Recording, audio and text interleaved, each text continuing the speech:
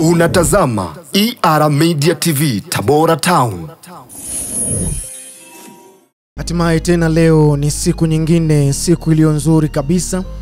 Tumeungana kwa pamoja kwa ajili ya kuendelea na kipindi bora kabisa ambacho kinaitwa Mikasa ya Ulimwengu, ambapo ndani yake unapata kusikia hadithi za watu tofauti tofauti wakielezea jinsi ambavyo walivyopitia katika safari ya maisha yao. Kama ikatokea ukaguswa na mikasa ama safari ya maisha yao, aidha kwa kufurahi ama kujifunza kwa jambo fulani, basi hiyo ndicho tunachokitaka kwako wewe uweze kujifunza, kufurahi, lakini pia uweze kupata mwangaza katika maisha yako. Kama jinsi nilivyokuambia, kipindi kinaitwa Mikasa ya Ulimwengu. Mtangazaji na mwandaji wa kipindi hiki, jina langu naitwa Pasco Escapella, unaweza kaniita Maganga Mjomba, jomba la Watanzania, ni yule King the African King for everybody. Lakini kabla sijamkaribisha mgeni ambaye niko naye hapa, ambaye amekuja kwa ajili ya kutusimulia mkasa ama historia ya kweli ya maisha yake tangu pale alipozaliwa, kwanza nikupe taarifa ama habari njema inayosema kwamba JC Production tunashuti sherehe mbalimbali kama harusi, kitchen party, send off party, birthday party, washla, semina, mikutano ya ndani na nje, yani yote inapatikana hapo. Documentary film inapatikana pia, muziki, kwaya, kaswida na kadhalika.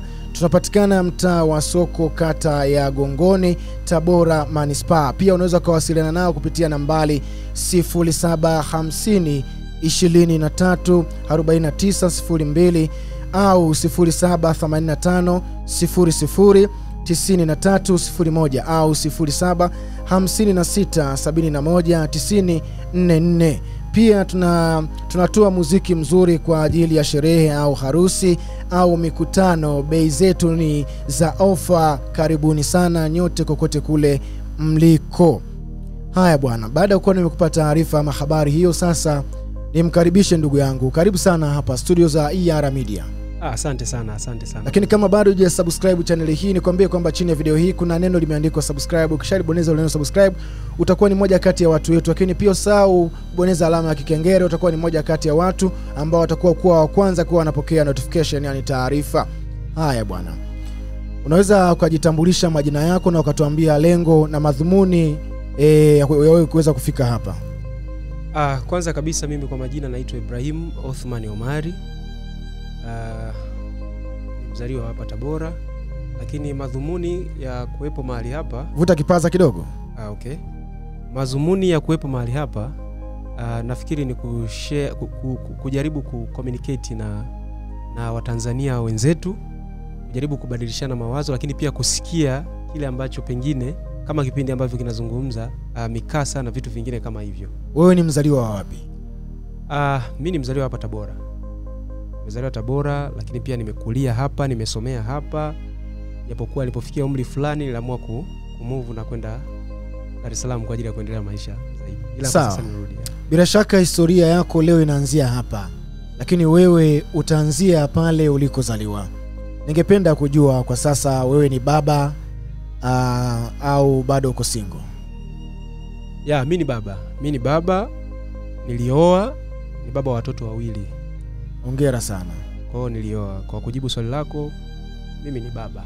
Basi uwanda ni wako sasa. Nakupatia uwanda mpana wewe kuanza kutusimulia historia yako ya kweli tangu pale ulipozaliwa. Karibu sana. Asante sana. Kwanza kama nilivyotangulia kusema, mimi nimezaliwa Tabora, lakini pia nimekulia hapa. Ni mtoto wa kwanza katika familia ya watoto 7. Nilizaliwa hospitali ya Kitete, nikasomea shule ya msingi Itetemia miaka hiyo, na baadaye ilikuja ikabadilishwa ikawa sekondari. Tukahamia shule moja inaitwa Kizigo almaarufu hapa Tabora. Inapatikana maeneo ya Ruanzali. Nikasoma pale kwa muda wa miaka kama 7. Nilipomaliza elimu yangu ya shule ya msingi, nikajiunga tena na sekondari katika shule ambayo nilikuwa nasoma kabla. Shule ambayo wakati ule ilikuwa ni shule ya msingi. Wakati huo ikawa ni sekondari ya Kazehiri.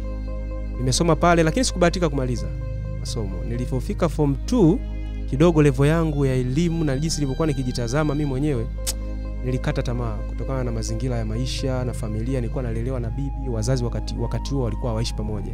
baba na mama. Mama alikuwa shatengana. Sasa mimi wazazi wangu wametengana nikiwa bado mdogo sana. Ndio. Nilipozaliwa tu mdogo wangu wa pili, basi baba yangu alishifti kwenda Dar es Salaam. Kwa hiyo nilijikuta mimi pamoja na mdogo wangu tukilelewa na bibi, ambaye bibi yangu yupo mpaka sasa hivi, yuko pale ng'ambo. Kwa hiyo baada ya kuona kwamba okay, mazingira sio rafiki sana. Unaenda shule, wakati fulani unaweza ukarudi nyumbani ukakuta bibi amekuandalia ugali na wewe wakati huo ulitaka chai na vitu kama hivyo. Mimi nikakata tamaa ya kuendelea na masomo. Nikaona niachane na habari za shule, labda niingie mtaani nianze kujitafuta. Haikuwa rahisi kwa sababu baba hakuridhika kabisa, hata mama hawakuridhia kabisa uamuzi wangu mimi wa kuacha shule, lakini nilijipa moyo nikajiamini kwamba okay, kwa wakati huu nimefeli, nimeshindwa kusoma, basi rudi nyumbani, kae nyumbani. So far nikarudi nyumbani, mwisho wa siku baba alikubali, akaona okay, kwa sababu kwa umri aliofikia sasa hivi ni sekondari na yuko form 2. Sawa, anataka nini? Unaona, yeye anachokitaka ni kitu gani? Kwa wakati ule akili yangu ilianza kutamani sana kufanya sanaa. Nilikuwa nakumbuka kipindi fulani nilikuwa nikikaa nyumbani na mama, tunatazama labda tamthilia hizi za kina marehemu Kanumba, kina Mwogo Mchungu. Basi kulikuwa kuna vitu vingi mle ndani mimi nakosoa. Naweza nikamwambia mama, hapana, huyu mtu amecheza hivi hapa, hakutakiwa kucheza hivi. Angetakiwa kucheza. Wewe ukipewa utaweza, si unajua zile. Kwa hiyo nikaona mimi nikipewa mbona nacheza, afu nikawa nafanya vituko mbele ya familia kwamba naweza nikaigiza scene labda pengine ya Kanumba ambao nimegundua kuna vitu fulani labda aliyekuwa anacheza naye hajavifanya vizuri, mimi nikavifanya. Watu kweli, lakini kama vile unajua. Kwa hiyo nilipofika by the time naacha shule pale Kazehili, kwa wakati ule ilikuwa ndio imeanza ule utaratibu kwamba ukiacha shule unafuatiliwa mpaka nyumbani. Ndio, wanakuja pale watu, mwalimu mkuu anaweza akatuma watu. Kwa hiyo ilikuwa ni vigumu, nilimpa ugumu mkubwa sana bibi yangu. Sababu ndio mtu alikuwa anafuatwa sana. Na wakati huo ndio alikuwa ananilea. Basi wakawa wananisi rudi shule, lakini mimi kwa wakati huo nilikuwa siamini tena katika shule. Na nikawa natamani sana kwenda Dar es Salaam. Kwa sababu niliamini pia ndoto zangu naweza nikazikamilisha sana Dar es Salaam, kwa sababu nikiwa dai naweza kuwa nzuri. Kwa nini wasanii wengi wa mikoani huwa wanaamini kwamba wakifika Dar es Salaam ndiko huko watatimiza ndoto zao na sio kule ambako walikozaliwa? Unadhani ni kwa nini? Nadhani ni kubeba mitazamo ya zamani.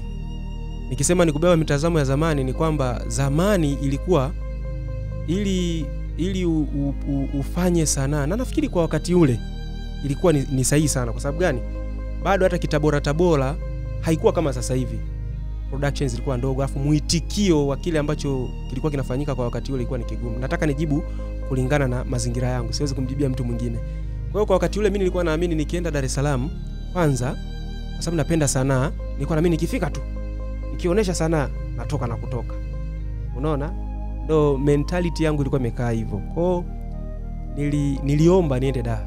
Lakini wakati naomba niende Dar, akili yangu bado inaniambia hivi, natakiwa nipate kompyuta. Nilikuwa nimeshafanya wakati huo kazi fulani 2-3 kwenye library mbalimbali, nilikuwa naushausha nyimbo, unaona? Naweza kupiga picha kwa wakati huo sasa. Ila bado nilikuwa nasoma. Na nilivyoacha shule nikaona hiki kitu naweza nikaenda kukifanya Dar es Salaam. Na nikawa naambia baba, mimi napenda sana hiki. Nakumbuka walinigomea wote. Mama aligoma, baba aligoma kwa habari ya wazo langu la kutoka Tabora kwenda Dar.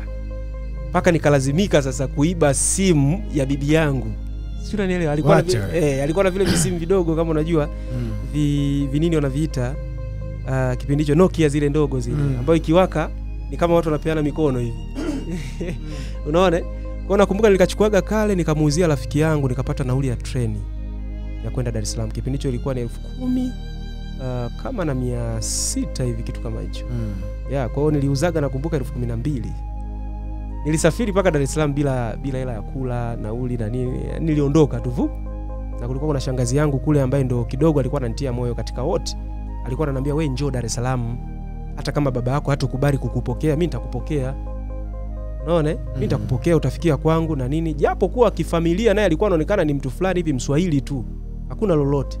Lakini mimi niliamini okay, ngoja niende, hata nikikosa wa kunipokea basi naweza nikaanza kustruggle. Mimi mtoto wa kiume.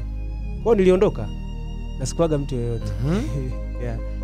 Nikaondoka nikafika Dar es Salaam. Nakumbuka hiyo siku nimefika stesheni.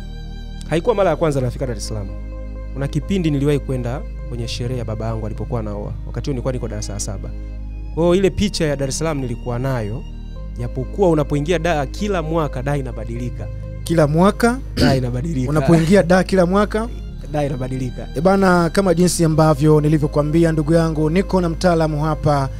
Omari anatuelezea historia ya kweli ya maisha yake kweli tangu pale alipozaliwa. Harakati za kutokea mkoani Tabora kuelekea jijini Dar es Salaam zitaweza kutimia kweli huko anakokwenda. Basi ili tuweze kufahamu na kuweza kujua itakuwaje au ilikuwaje huko mbele ya safari, tukutane katika kipengele kitachokuwa kinafuata. Hii ilikuwa ni sehemu ya kwanza tu. Mambo bado yanazidi kuendelea. Sehemu ya pili usikose, lakini ili uweze kupata kwa haraka usisahau kusubscribe. Unatazama ER Media TV Tabora Town.